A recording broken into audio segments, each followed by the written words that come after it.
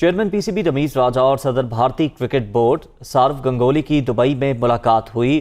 پاک بھارت کرکٹ کی بحالی پر تبادلہ خیال کیا گیا۔ سورو گنگولی نے رمیز راجہ کو آئی پی ایل کا فائنل دیکھنے کی دعوت بھی دی۔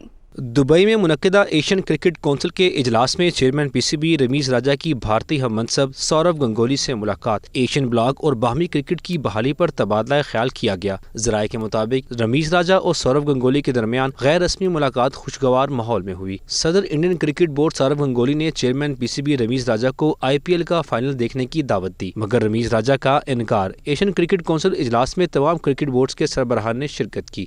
پاکستان کے کرکٹ شائقین کے لیے بڑی خوشخبری، ایشیا کپ 2023 کی میزبانی پاکستان کو مل گئی۔ ایشین کرکٹ کونسل کا اجلاس دبئی میں ہوا، جس میں پاکستان کرکٹ بورڈ کے چیئرمین رمیز راجہ بھی شریک ہوئے۔ اجلاس میں فیصلہ ہوا کہ ایشیا کپ 2022 کی میزبانی سری لنکا کے سپرد کی گئی، جو T20 فارمیٹ میں ہوگا، جبکہ 2023 میں ہونے والا ایشیا کپ پاکستان میں کھیلا جائے گا، جو 50 اوورز پر مشتمل ہوگا۔